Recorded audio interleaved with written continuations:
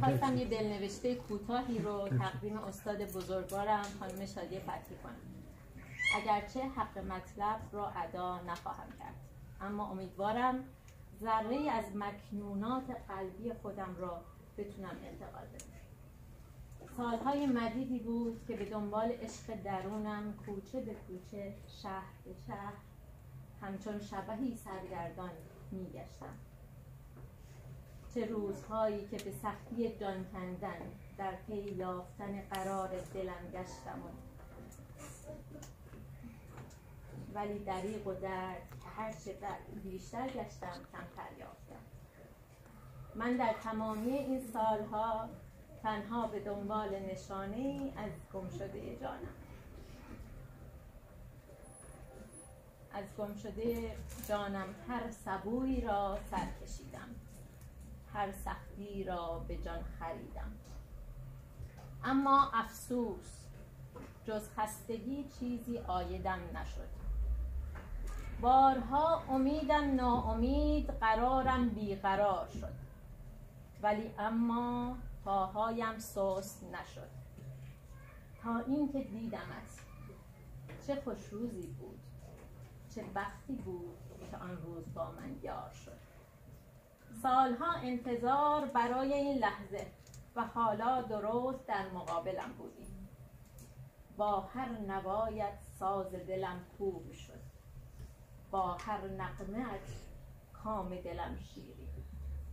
نمیدانم از کجا آمدی، اما این را خوب میدانم که تو دستی بودی از جانب خدا تا بشوی مرهم زخم‌های کهنه‌ام.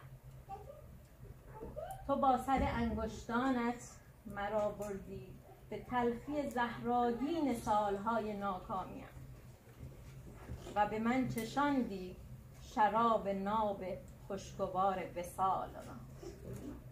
آری ای عزیز جان، من با تو یافتم گمشده سالهای درونم را.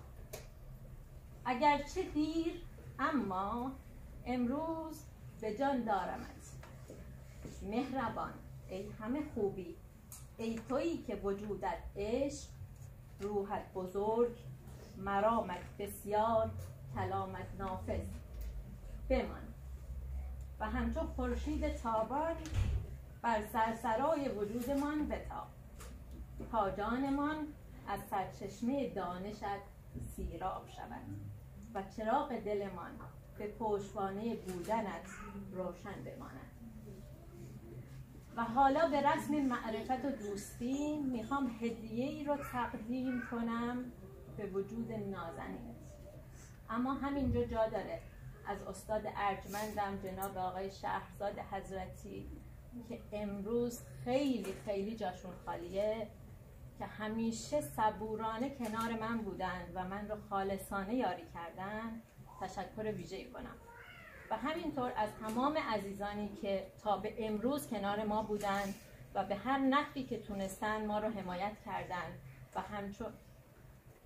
چون همگی میدونیم که توی فلان امکانات کمه و انجام این قبیل کارها مستلزم تلاش و بودن مهره‌های خاص هستش که خدا را شکر این امکان برای ما ایجاد شد. اما در رأس تمام اینها بودن و همدلی استاد عزیزمون خانم شادی فتحی. اگه نبود قطعاً و یقیناً ما قادر نبودیم حتی یک گام کوچیک در این مسیر برداریم. به همین جهت باز لازم میدونم تشکر صمیمانه خودم و گروه رو از سرکار خانم شادی فتحی اعلام کنم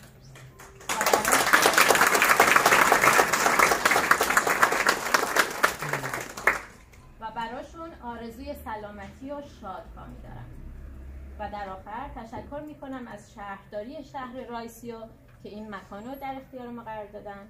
تشکر میکنم از آقای سامران خضری که به سرپرستی ایشون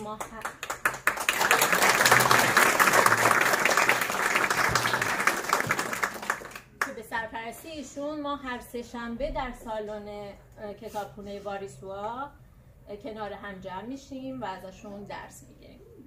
تشکر میکنم از تمام کسایی که اینجا حضور دارن. به افتخار خودتون لطفا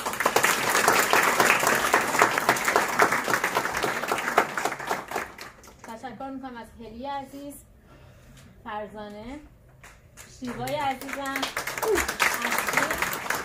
و مرضیه عزیز. خیلی ممنونم.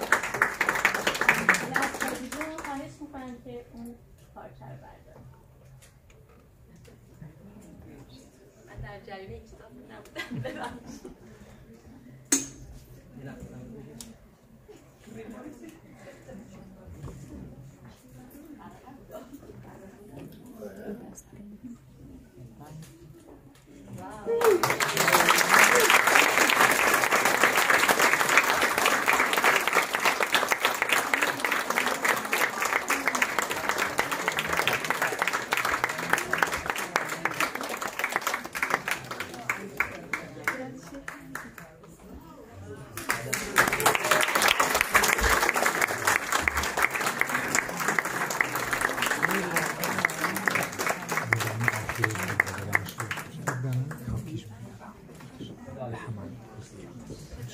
من میدونستم فلان اینجوری پذیراست که زودتر میومدم، ولی واقعا من نمیدونستم در این همه محبت شما. من واقعا خودم وقتی ساز میزنم انقدر خوشحال و شادم که احساس میکنم فقط باید تقسیم کرد با بقیه این خوشبختی رو، ساز زدن و خوندن رو. واقعا بچه‌ها خیلی ممنونم از همتون، خیلی ممنون. این 3 روز همه خیلی خسته شدن چون خیلی کار کردیم، ولی دیگه الان شما ای خدا.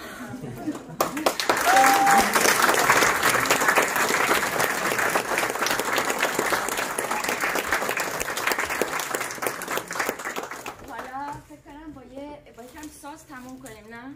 کمی به ساز بزنیم و شما بخونید با ما بعدش. باشه؟